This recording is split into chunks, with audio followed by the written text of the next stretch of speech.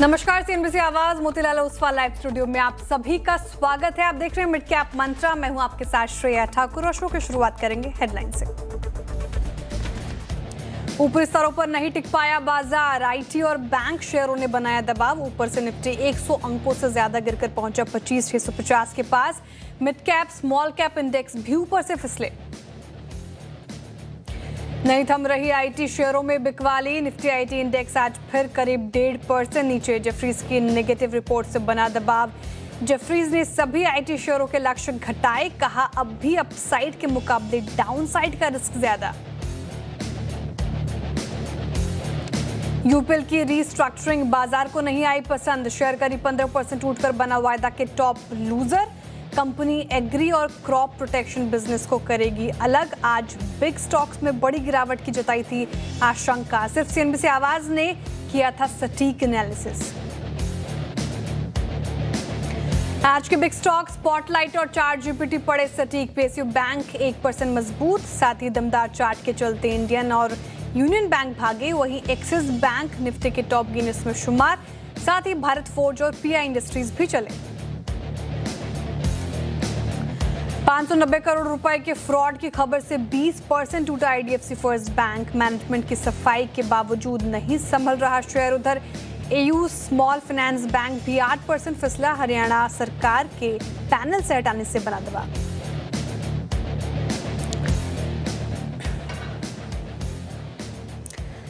नमस्कार, आप देख रहे हैं मिड कैप मंत्रा और सोमवार का सेशन और इंट्राडे में बढ़त गवाई निफ्टी, बैंक निफ्टी, साथ ही ब्रॉडर मार्केट्स ने। देखिए 25,771 आज का इंट्राडे हाई और हाई साइड से हम फिसल कर 25,639 के लेवल पर कर रहे कारोबार। मात्र 68 अंक ऊपर रह गए हैं। वहीं अब बैंक निफ्टी रखेगा ही तो अब रेड में कारोबार कर रहा है। 74 अंक नीचे बैंक निफ्टी में, 76 अंक नीचे इनफैक्ट। तो यहाँ पे भी इंट्राडे में इसने बढ़त गवाई। लेकिन इंटरेस्टिंग चीज़ ये है कि पीएसयू बैंक्स में स्ट्रेंथ है। वो इंडेक्स आपको 1% ऊपर कारोबार करता हुआ नजर आएगा।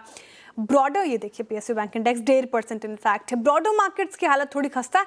मिड कैप्स तो हालांकि शुरुआत से गिरते हुए नजर आए थे स्टार्टिंग से ही, लेकिन स्मॉल कैप में स्ट्रेंथ थी शुरुआत में। लेकिन स्मॉल कैप ने भी बढ़त गवाई है इंट्राडे में। मात्र अब 28 अंक ऊपर रह गया। इसलिए ब्रेथ की तस्वीर रखते हैं सामने। अब जाहिर तौर पर थोड़ी खराब हुई होगी। और अब देखें तो मात्र 1416 इनफैक्ट 1352 ऐसे स्टॉक जहां पर अब खरीदारी होती हो आई है नजर। वही 1576 ऐसे स्टॉक्स जहां पर बन रहा है दबाव। सेक्टर स्पेसिफिक हाल आपकी स्क्रीन पर। पीएसयू बैंक्स और फाइनेंशियल्स में स्ट्रेंथ है। थोड़ा बहुत एफएमसीजी और ऑटो भी साथ दे रहे हैं। फार्मा में मामूली बढ़त और oil and gas sector flat नजर आएगा आपको। लेकिन आईटी, डिफेंस में तो हेल्थ सबसे बड़ा कारण रहा। मेटल में भी आज मुनाफा वसूली देखने को मिल रही है। लेकिन एक बार कंट्रीब्यूशन प्लेट रखेगा निफ्टी का स्क्रीन पर और समझने की कोशिश करते हैं क्या आईटी स्पेस एक बड़ा लगाट है जो काफ़ी ज़्यादा पेन दिखा रहा है बाजार में। और अगर आप देखिए निफ्टी की कंट्रीब्यूशन प्लेट तो इन्फोसिस जाहिर तौर पर, इनफैक्ट मेटल पैक से हिंडाल्को, ओएनजीसी, साथ ही आईटीसी भी नजर आएंगे एफएमसीजी पैक से जो दबाव बना रहे हैं। एक्सिस बैंक, एचडीएफसी बैंक और भारतीय एयरटेल, एसबीआई जैसे काउंटर्स अभी भी संभालने की कोशिश में नजर आ रहे हैं। लेकिन यहाँ से दिशा दशा क्या तय होगी मिड सेशन में हम और मंत्री फिनमार्ट के अरुण कुमार मंत्री जी भी जुड़ गए हमारे साथ शो में। अरुण जी गुड आफ्टरनून और स्वागत है आपका कार्यक्रम में। बढ़त गवा दी हमने इंट्राडे में, अपने हाई साइड से फिसले हैं निफ्टी और बैंक निफ्टी पे। अब क्या व्यू बन रहा है? क्या स्टॉक स्पेसिफिक अप्रोच बेहतर होगा अभी जिस तरीके से मार्केट रिएक्ट कर रहा है, या फिर इंडिसेस में भी कुछ राय बन रही है? देखिए, गुड आफ्टरनून श्रेया जी। बिल्कुल आपने सही कहा। स्टॉक स्पेसिफिक एक्शन ही मार्केट में लग रहा है। कोई बड़ा मूव मार्केट में नजर नहीं आ रहा। क्लियर ऑप्शंस डेटा भी यही सजेस्ट कर रहा है। 25,500 के पुट में काफी अच्छी राइटिंग है, तो उसके नीचे मार्केट जाता हुआ फिलहाल नजर नहीं आ रहा। और ऊपर में 25,800, 25,900 वहां पे एग्रेसिव कॉल राइटिंग नजर आ रही है। तो इसी के बीच में मुझे लग रहा है कल की एक्सपायरी होनी चाहिए। अनटिल अनलेस कोई ग्लोबली कोई न्यूज आ जाए तो वो कहना मुश्किल है। पर जो डेटा बता रहा है 25,500, 25,800 इसी के बीच में एक्सपायरी नजर आ रही है। तो निफ्टी में मुझे नहीं लग रहा कोई बड़ा मूवमेंट आएगा। पर डेफिनेटली स्टॉक्स में अच्छा मोमेंटम है। दोनों ही side, sell side, buy side में दोनों में ही मोमेंटम काफी अच्छे नजर आ रहे हैं। तो बिल्कुल अगर ट्रेडिंग साइड रहना है तो स्टॉक्स में रहना चाहिए। इंडेक्स में खासकर निफ्टी आईटी की वजह से निफ्टी ऊपर जाता हुआ नजर नहीं आ रहा है। और बैंक निफ्टी में ऑलरेडी आईडीएफसी बैंक के इशू की वजह से बैंक निफ्टी में भी थोड़ा आप कह सकते हैं डेंट ऊपर में देखने को मिल रहा है। तो क्लियर नजरिया एक ही रहेगा, इंडेक्स से 1 से 2 दिन थोड़ा दूर रहे। स्टॉक स्पेसिफिक मुझे लग रहा है काफी अच्छा एक्शन देखने को मिल सकता है। इंडिसेस अवॉइड करें, निफ्टी बैंक निफ्टी फिलहाल अवॉइड करने की सलाह है 101 से 2 दिन के लिए। लेकिन स्टॉक स्पेसिफिक, क्योंकि अरुण जी आपने कहा बाजार मौके दे रहा है, तो बताएं कौन से स्टॉक्स में सेल या बाई साइड की तरफ का झुकाव है और कौन से स्टॉक्स आज के लिहाज से ट्रेडिंग पर्सपेक्टिव से हमारे दर्शक इन्वेस्टर्स या फिर ट्रेडर्स रडार पर रखें। बिल्कुल, भारत फोर्ज में क्लियर ब्रेकआउट है। 1815-16 के आसपास चल रहा है। मुझे लग रहा है भारत फोर्ज में नई ट्रेजेक्टरी आपको देखने को मिल सकती है। रोल ओवर्स काफी अच्छे देखने को मिल रहे हैं, तो 1865 तक के टारगेट के लिए भारत फोर्ज को लेने की सलाह रहेगी। स्टॉप लॉस जो लगाना है 1792 के आसपास लगा के रखे। 1792 का स्टॉप लॉस लगा के भारत फोर्ज को बाय करें। 1860 1870 वहां तक के टारगेट देखने को मिल सकते हैं। दूसरा स्टॉक अगेन अडानी पोर्ट्स में मुझे लग रहा है कहीं ना कहीं मोमेंटम पॉजिटिव है, तो अडानी पोर्ट्स में एक ओपन लो दोनों सेम है। मुझे लग रहा है यहाँ से मोमेंटम स्टॉक में भी बनना चाहिए। स्टॉप लॉस छोटा लगाए, 1532 के स्टॉप लॉस का इसको बाय करें। 1578 तक के टारगेट्स देखने को मिल सकते हैं। चूंकि ग्लोबल मार्केट स्टेबल है और ओवरऑल इंडियन मार्केट्स में भी ज्यादा वोलेटिलिटी नहीं है, तो दोनों स्टॉक बाई साइड के ही रखें। ओके, दोनों स्टॉक्स बाई साइड के। पहले रखिए स्टॉक भारत फोर्ज, यहाँ पे 1870 तक के टारगेट एक्सपेक्टेड हैं और 1792 का आपको लगाना है स्टॉप लॉस। साथ ही अडानी पोर्ट्स 2.5% आज के सेशन में मजबूत, यहाँ पे 1578 तक के टारगेट एक्सपेक्टेड है और 1532 का आपको स्टॉप लॉस मेंटेन करना है। दो स्टॉक्स दोनों बाई साइड की तरफ आए हैं। चलिए अब बता दें कि मिड कैप स्पेस में गेनर्स और लूजर्स कौन है, कौन से स्टॉक्स में स्ट्रेंथ नजर आ रही है, वहीं कौन से स्पेस या स्टॉक्स बैकफुट पर। पीएसयू बैंक शोरूम में अच्छी तेजी है, तो इंडियन बैंक आपको 3.5% ऊपर नजर आएगा। यूनियन बैंक और चार्ट जीपीटी में सटीक एनालिसिस हुई थी इसकी। बैंक ऑफ बड़ौदा देखिए 1.5% और कैनरा बैंक ने भी 1.5% की तेजी के साथ मजबूती यहाँ पर बनाई हुई है। ऑटो शेयर में भी रफ्तार देखने को मिल रही है। Bharat forge, chart GPT, spotlight का ये भी काउंटर था आज 2.5% और अभी अरुण जी ने भी सुझाया इसको। स्कॉट्स को बूटा देखिए 2% तेज। अशोक लेलैंड में और टीवीएस मोटर्स में भी हल्की खरीदारी होती हुई नजर आ रही है। लेकिन बैकफुट पर जाहिर तौर पर सिरदर्द बना हुआ है आईटी स्पेस, लगातार इसमें बिकवाली। इनफैक्ट जेफरीज की रिपोर्ट भी आई थी, वो समझेंगे शो में आगे की रिपोर्ट क्या कहती है। कोफोर्ज 4% टूटा, टाटा एलेक्सी 3% से ज्यादा की गिरावट, परसिस्टेंट सिस्टम 2% का गोता इस पर। टाटा टेक भी देखिए 1% नीचे कर रहा है कारोबार। केमिकल शोरूम में भी दबाव है। एसआरएफ यूपीएल रीस्ट्रक्चरिंग के खबर के बाद देखिए 15% का डेंट, और अच्छी तरीके से डिटेल में इसको रिविजिट करेंगे इसी शो में। और आरटी इंडस्ट्रीज भी लगभग 2% की गिरावट के साथ कर रहा है कारोबार। लेकिन मिड कैप में चढ़ने वाले शेयर्स अगर आप देखें तो जिंदल स्टेनलेस स्टील है, यहाँ पे लगभग 4% की खरीदारी होती हुई नजर आई है। इंश्योरेंस देखिए लगभग 4% भागा। आईटीसी होटल्स चढ़ गया आज के सेशन में 3.5% और इंडियन बैंक जाहिर तौर पर पीएसयू बैंक जिस तरीके से कामकाज कर रहे हैं तो वहां पर स्ट्रेंथ। मिड कैप में गिरने वाले आईडीएफसी फर्स्ट बैंक की जो 590 करोड़ का फ्रॉड का चंडीगढ़ ब्रांच में आईडीएफसी फर्स्ट बैंक को झटका लगा है, उसका एक रिएक्शन स्ट्रीट ने दिया आज 16% का डेंट। यूपीएल अगेन और गोदरेज फिलिप पिछले कुछ सत्रों से अच्छा परफॉर्म कर रहा था सिगरेट की हाइक के बाद, लेकिन अब मुनाफा वसूली का शिकार होता हुआ नजर आया। आज के सेशन में 9% डाउन है। लेकिन यूपीएल की बात की हमने, यूपीएल 16% की तेज गिरावट के साथ कर रहा कारोबार और सीएनबी से आवाज ने सुबह ही आपको सचेत किया था कि डील समझ से परे है और शेयर गिर सकता है। क्या कहा था सुनिए।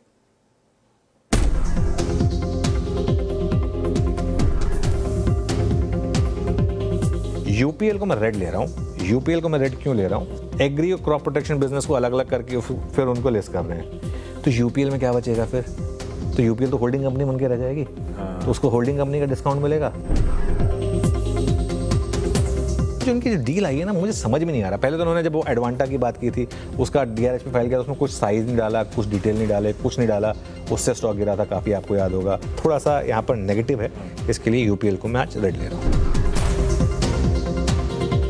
रीस्ट्रक्चरिंग कंपनी करी है, लेकिन बाजार का कंसर्न कंपनी के डेट को लेकर था। 30,000 करोड़ का जो कंपनी में डेट है उस पर ओवरहैंग बना हुआ है और उस पर कोई रीस्ट्रक्चरिंग की खबर नहीं है, जो कि नेगेटिव शायद हो सकता है। 10% नीचे हो गया अभी स्टॉक। रिसर्च जो होती है ना, वो बहुत इंपॉर्टेंट होती है। आप अलर्ट किया था कि ये जो है ये शायद आज नेगेटिव लेगा मार्केट उसको। यूपीएल करीब 12.5% नीचे, और आज सुबह हमें दोनों स्टॉक्स में गिरावट की बात की थी। खासतौर से यूपीएल में तो बहुत ज़्यादा गिरावट की आशंका थी। तो सीएनबीसी आवाज के साथ अगर आप जुड़े रहे हैं तो हमेशा फायदे में रहे हैं। यूपीएल पर सटीक एनालिसिस, रीस्ट्रक्चरिंग की खबर के बाद सटीक एनालिसिस हुई थी, कहा गया था कि नेगेटिव होगा और वही होता हुआ नजर आया। लेकिन फिर से एक बार रिविजिट करते हैं, नुपुर के पास चलते हैं। Nupur, good afternoon. और सुबह आपने अच्छी तरीके से खबर हमें समझाई कि यूपीएल आज का एक्सीडेंट ऑफ द डे हो सकता है। एक बार फिर से रिविजिट, क्योंकि जो दर्शक अभी हमारे साथ जुड़ रहे हैं वो समझना चाहते हैं कि यूपीएल में इतनी बड़ी गिरावट क्यों आ रही है। बिल्कुल, गुड आफ्टरनून श्रेया। सबसे पहले हमने बताया था कि यहाँ पे एक एक्सीडेंट ऑफ द डे हो सकता है यूपीएल, क्योंकि यहाँ पे रीस्ट्रक्चरिंग की तो खबर बड़ी थी, उसके पीछे बाजार को क्या नहीं पसंद आ रहा है वो भी हमने सुबह ही हाईलाइट कर दिया था।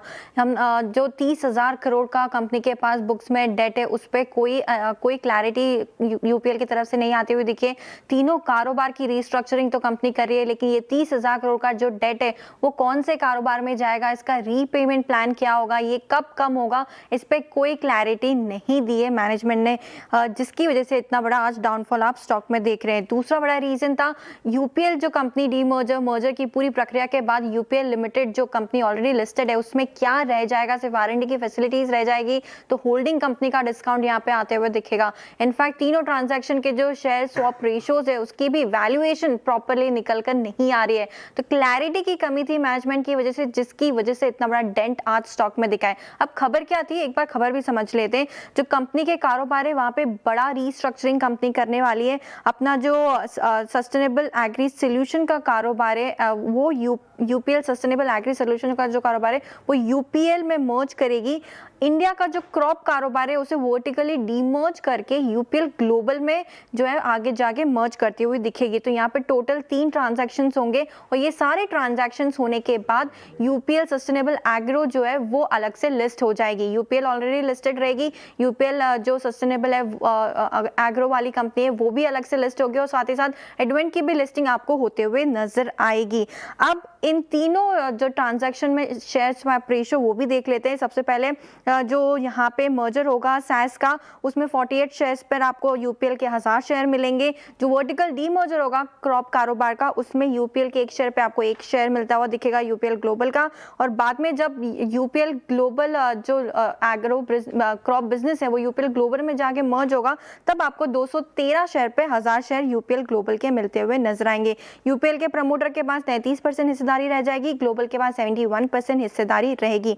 12 से 15 महीनों में इसे पूरा किया जाएगा। कुछ और अप्रूवल्स है सेबी और एनसीएलटी के, वो मंजूरी के बाद ये ट्रांजैक्शन होगा। लेकिन पूरी रीस्ट्रक्चरिंग की खबर में मैनेजमेंट की तरफ से 30,000 करोड़ के डेट पर कोई क्लैरिटी नहीं आई है, कौन सी एंटिटी में जाएगा, इसका क्या रीस्ट्रक्चरिंग प्लान होगा, जिसकी वजह से आज इतना बड़ा डेंट नजर आ रहा है। बिल्कुल, शुक्रिया नुपुर तमाम जानकारी बताने के लिए। तो यूपीएल आज का accident of the day, restructuring को लेकर, साथ ही डेट को लेकर कोई क्लैरिफिकेशन नहीं कंपनी की तरफ से, वो कहीं ना कहीं स्ट्रीट को भाया नहीं और वो डेंट आज स्क्रीन पर पड़ता हुआ नजर आ रहा है। चलिए इसी के साथ रुक रहे एक छोटे से ब्रेक के लिए, लेकिन ब्रेक के उस पार फिर हाजिर होते हैं। आप बने रहिए सीएनबीसी आवाज के साथ। वेलकम बैक, आप देख रहे हैं मिड कैप मंत्रा सीएनबीसी आवाज पर। ब्रेक से जाने से पहले हमने चर्चा की थी यूपीएल की, और 2 स्टॉक्स लेकर आई, आईडीएफसी फर्स्ट बैंक और एयू स्मॉल फाइनेंस बैंक। दोनों स्टॉक में तगड़ी मार आज के सेशन में देखने को मिली, लेकिन कारण फिर से समझते हैं नुपुर से। नुपुर, आईडीएफसी फर्स्ट बैंक और एयू स्मॉल फाइनेंस बैंक में मसला क्या हो गया? बिल्कुल, आईडीएफसी फर्स्ट बैंक में यहाँ पे देखें तो 590 करोड़ का फ्रॉड सामने आया, रिपोर्ट किया एक्सचेंजेस पे बैंक ने। हालांकि कॉन्फ्रेंस कॉल में मैनेजमेंट ने कहा कि इसमें से 490 करोड़ का एक्चुअल फ्रॉड है और 100 करोड़ जो उन्होंने एडिशनल प्रोविजनिंग यहाँ पे करने वाली है। पूरा का पूरा जो है ये चंडीगढ़ ब्रांच से आते हुए दिखा है। हरियाणा सरकार के जो अकाउंट है उससे वहाँ के लेन देन पर जो है डिस्क्रिपेंसीज पाई गई है। सुबह 8 बजे कॉन्फ्रेंस कॉल था, मैनेजमेंट की तरफ से कुछ चीजें सामने आई है। फिलहाल बैंक का जो कुल डिपॉजिट है हरियाणा सरकार से वो 0.5% का है, तो बहुत छोटा है। उनका ये भी कहना है कि बैंक काफी अच्छी जो है वो प्रॉफिटेबिलिटी पे चल रहा है, तो ये easily profit and loss account से जो है वो एब्जॉर्ब होते हुए नजर आएगा। इस एयू स्मॉल फाइनेंस बैंक की बात करें तो यहाँ पे उसकी तरफ से सफाई आती हुई दिखी है, जहाँ पे हरियाणा सरकार ने पैनल से इसे हटा दिया था, लेकिन एयू स्मॉल फाइनेंस बैंक का कहना है कि कोई डिस्क्रिपेंसी, कोई फ्रॉड यहाँ पे उन्हें नजर नहीं आ रहा है। वो फिर से सरकार से बात करेंगे पैनल पे आने के लिए। ओके, तो ये स्मॉल फाइनेंस बैंक और आईडीएफसी फर्स्ट बैंक क्यों गिर रहे हैं, ये तो हमने कारण समझ लिया नुपुर से। Thank you Nupur.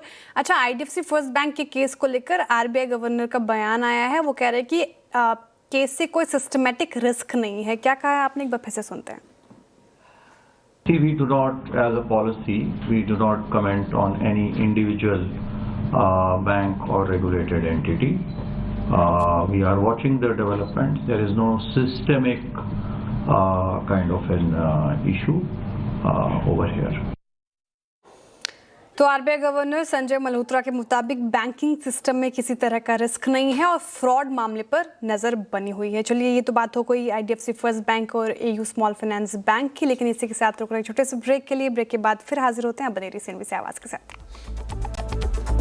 Welcome back, आप देख रहे हैं मिड कैप मंत्रा सीएनबीसी आवाज पर। अच्छा, हमने उन स्टॉक्स की बात की जहां पर भारी बिकवाली देखने को मिल रही है, लेकिन सीआईई ऑटोमोटिव इंडिया लेकर आई है स्क्रीन पर। यहां पर नतीजों के बाद दूसरे दिन अगर आप देखें तो अच्छी खासी तेजी देखने को मिल रही है, 6% से ज्यादा की तेजी। लेकिन ऐसा क्या आया रिजल्ट में जो स्ट्रीट को इतना भाया, वो समझ लेते हैं आशीष से। आशीष, गुड आफ्टरनून। सीआईई ऑटोमोटिव में शानदार रैली, क्या है कारण? बिल्कुल, गुड आफ्टरनून। शुक्रवार को इसके नतीजे देखे थे, स्टेडी क्वार्टर था, नंबर्स तो हमने समझ ही लिए थे, लेकिन शुक्रवार को मार्केट के बाद यहाँ पर कॉन्फ्रेंस कॉल हुई थी और उसकी हाईलाइट यहाँ पर निकल कर आई है। दरअसल आप देखें तो नतीजों का रिएक्शन शुक्रवार को देखने को रहा था, तब इस स्टॉक में बड़ा मूव नहीं आया। अब इनकी एक सब्सिडरी है जिसकी रीस्ट्रक्चरिंग हुई है और इसका इम्पैक्ट यहाँ पर मार्जिन है, क्योंकि हमने देखा था कि सभी पैरामीटर्स पर नतीजे बहुत बढ़िया थे, सिर्फ एक मार्जिन ऐसा था जहाँ पर एक्सपांशन नहीं। लेकिन मार्जिन एक्सपांशन ना होने के पीछे एक और वन ऑफ रीजन ये भी है कि महाराष्ट्र में ज्यादा इनका जो एनर्जी कॉस्ट है वो रहा है, जिसके चलते जो मार्जिन इंपैक्ट है ऑलमोस्ट 30 बेसिस पॉइंट के आसपास है।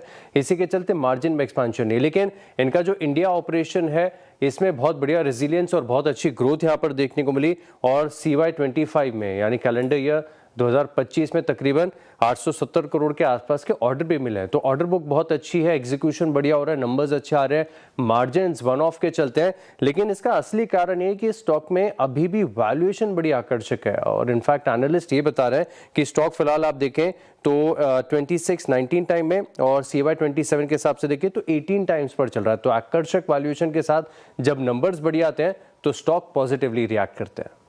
बिल्कुल, नंबर्स अच्छा है, वैल्यूएशन कंफर्ट है, तो स्टॉक में अच्छी खासी तेजी देखने को मिल रही है। शुक्रिया आशीष जानकारी शेयर करने के लिए। 0.7% अब ऊपर सीआईई ऑटोमोटिव इंडिया का शेयर। अच्छा अरुण जी है हमारे साथ क्या? ठीक है, कोई बात नहीं। चलिए एक वक्त हो रहा है ब्रेक का, लेकिन उससे पहले खिलाड़ी नंबर 1 अपडेट आपके स्क्रीन पर आएगा। जो इस हफ्ते हमारे साथ खिलाड़ी है उनकी स्थिति क्या है पोर्टफोलियो की, वो आपकी स्क्रीन पर होगी।